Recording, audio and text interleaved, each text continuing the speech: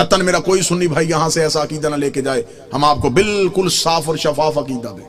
नबी की एक बेटी थी, अगर बेटियां 4 थी मुबाहले में एक क्यों गई? बेटियां 4 थी, चादर के नीचे एक क्यों आई? आपने को अपनी किताबों में, आपकी किताबों में आपको पढ़ाया जाता है, बच्चों को पढ़ाया जाता है, रसूल ने अपनी बेटी फातिमा को जहेज में ये दिया। बेटियां 4 थी, जहेज एक का क्यों बताया?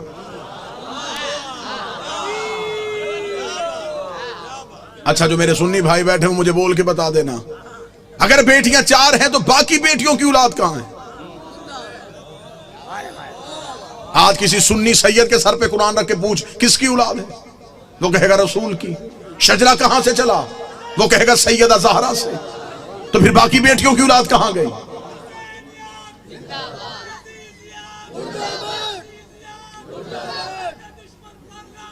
बेश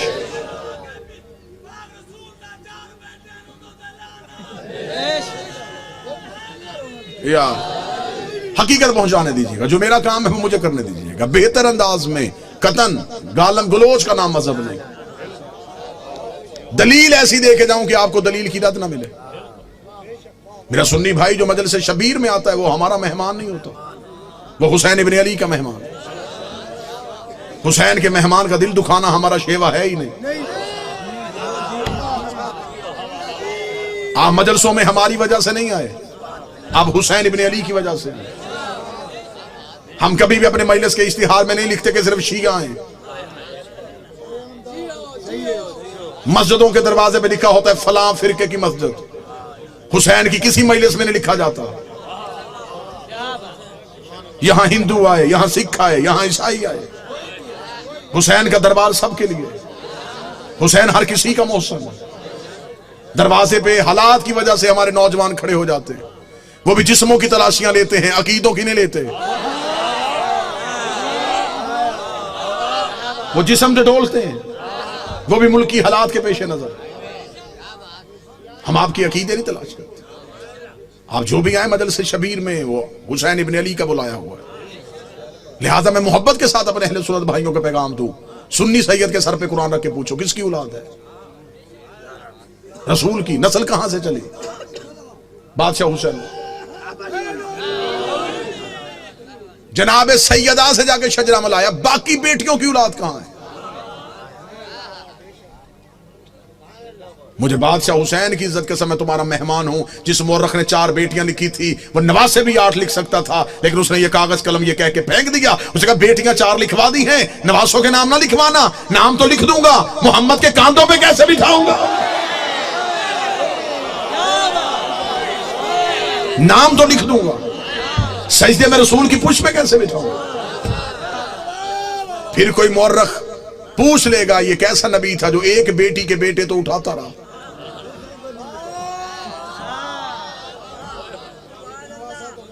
बेटियां 4 हैं, जन्नत के सरदार एक बेटी के बेटे।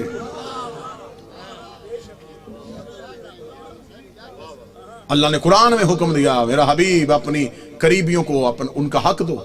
सही बुखारी में लिखा है कि रसूल ने अपनी बेटी फातिमा को बुला के जगीर फतक उसके नाम लिखी। बेटियां 4 थी, जगीर एक को क्यों दी? चलें, दौर है दलील का। नफरतों का खात्मा हो चुका है।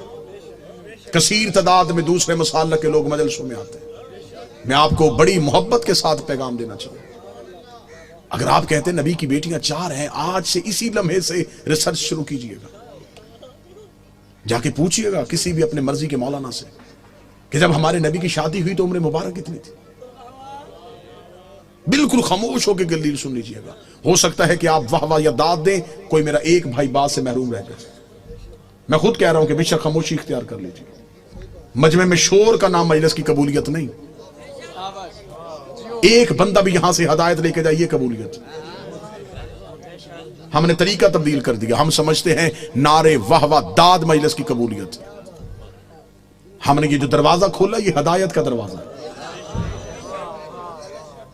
ये मजलिस नहीं, ये सफीना नूह है।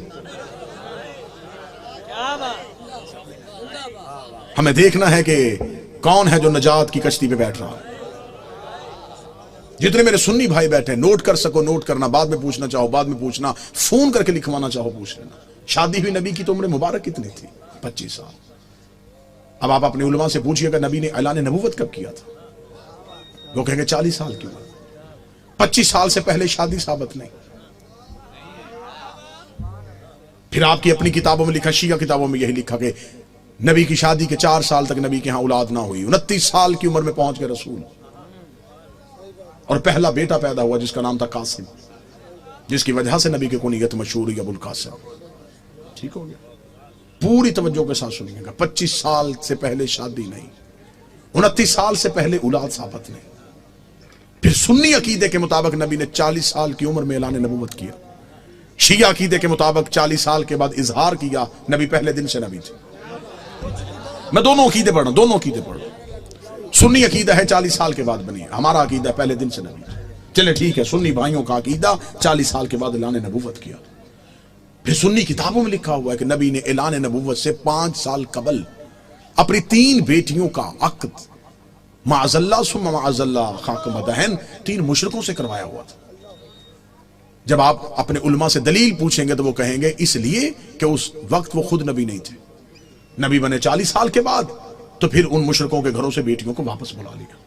अब मेरा सुन्नी भाई, मर जाना है, सांसों का यकीन कोई नहीं, लम्हों का एतबार कोई नहीं, कब्र की 4 दीवारें कच्ची हैं, कफन में जेब नहीं होती, कब्र में अलमारी नहीं होती, फरिश्ते रिश्वत नहीं लेते, मौलवी कब्र में छोड़ के वापस आ जाता है। अपनी सांसों को एक लम्हे के लिए यहां रोक के गुफ्तगू सुनो। 25 साल से पहले शादी साबित नहीं, 40 साल की उम्र में ऐलान नबूवत किया। 25 और 40 के दरमियान कितने साल? 15 साल। 5 साल तक औलाद नहीं हुई, 15 में से 4 निकल गए, 11 साल। 5 साल तक आपकी किताबों में लिखा है 5 साल पहले नबी ने शादियां कर ली थी, तो फिर 11 में से और 5 निकाल दो, 6 साल। किस मजहब में है कि 6 साल में 3 बेटियां पैदा भी हो गई, जवान भी हो गई और शादियां भी हो गई?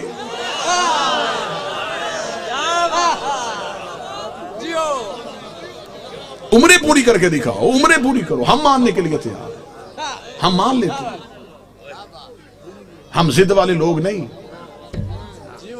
कि कैसे हो सकता है कि कोई नबी की औलाद हो और हम इनकार करें। अगर हम नबी की एक बेटी मानते हैं तो हम बाकी 3 को क्यों नहीं मानते? हम उन्हें भी मानेंगे। आप साबित करके दिखाओ। अब मेरा सुन्नी भाई मुझसे पूछे कि फिर ये कहानी क्या है? ये रसूल की हकीकी बेटियां नहीं। रिसालत माप का पहला अकद हुआ था मलिकतुल अरब जनाब खदीजा से। जनाब खदीजा अरब की रईसा खातून थी।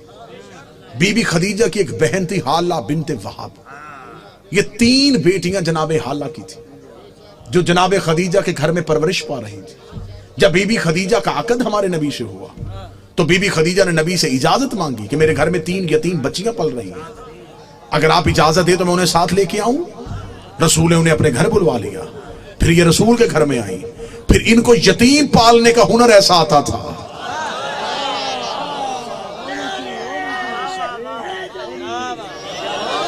फिर ये यतीम को यतीम समझ के नहीं पालते थे, फिर ऐसे पाला कि मुअर्रख ने लिखा कि ये नबी की अपनी बेटियां थी। सुलभी बेटी नबी की एक ही थी जो हुसैन की मां है, जो अली की ज़ौजा है, जो जन्नत की औरतों की सरदार है, जो हिजाब किबरिया है, जिसका वजूद नबी की नस्ल की बका बना है, जिसे कुरान में कौसर कहा गया है, जिसे कुरान में इज्जत कहा गया है, जिसे कुरान में इतरत कहा गया है, जिसकी तहारत की कसमें अल्लाह खा रहा है, जिसके दरवाजे पे तारा सजदे में गिर रहा है।